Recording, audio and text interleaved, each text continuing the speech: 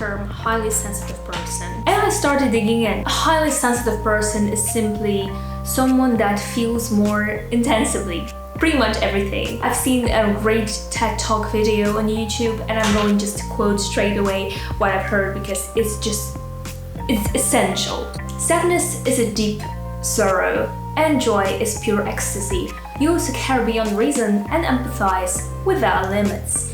It turns out that even 15 to 20% of society is highly sensitive. So I took the test, and it turns out that it's also me.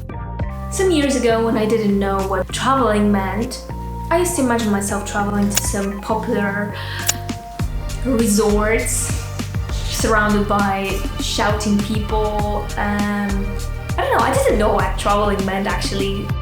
Luckily, I've experienced that travel doesn't need to be like that. I've experienced the travel that I like and also the travel that I dislike. It's really odd because all my life I've tried to do all these things instinctively, but I've never known that I could actually put a label on myself, like you are highly sensitive. Well, it didn't work like that, but I started thinking that I do stuff like this and I like it this way, so it must mean something and the way I travel must align with it, right?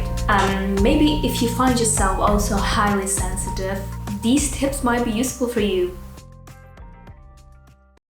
First, wake up early, before anyone else does. When I travel, I take my breakfast at the hostel and I try to be there first. Just they're open, I try to be there first. I find it really calming when I have my morning routine. I will have my coffee in the morning. Sometimes I set even 3 alarms in the morning, so I make sure I wake up around 7. Second, avoid crowds. Golden rule is the fewer people, the better. I've always wondered why I feel so disturbed in crowds or while waiting in line. When I have just someone else's breath behind my back. The most comfortable and safe I feel when I have the whole place for myself.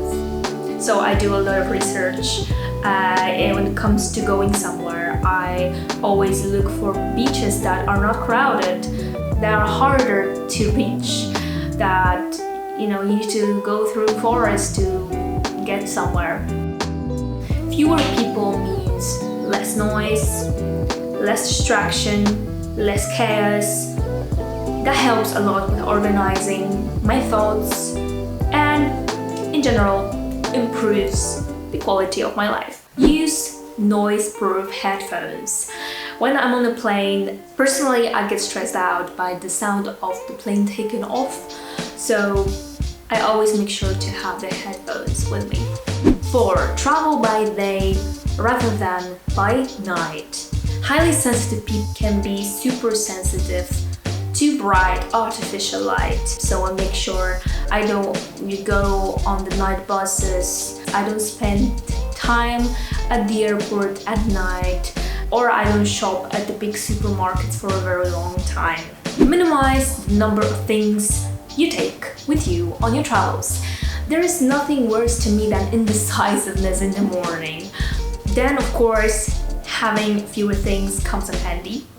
And I always make sure that all of my tops fit the bottoms, so I don't need to spend hours, minutes. It's just, and already I have my outfit.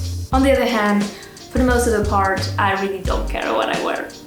Not anymore. I used to, but now sometimes my outfits can be really random. Spend time surrounded by nature.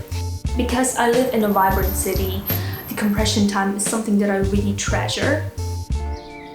Also, I try to hike as much as possible in the places where I cannot meet a single soul.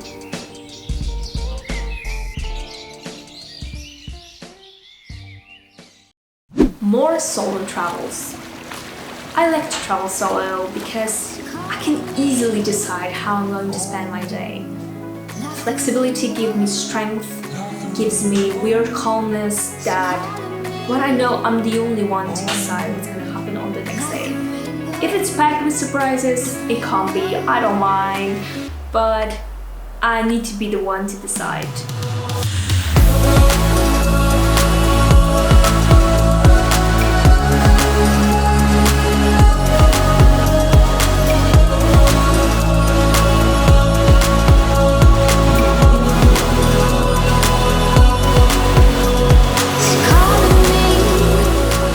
Okay guys, that's the end of the video. I hope you really liked it.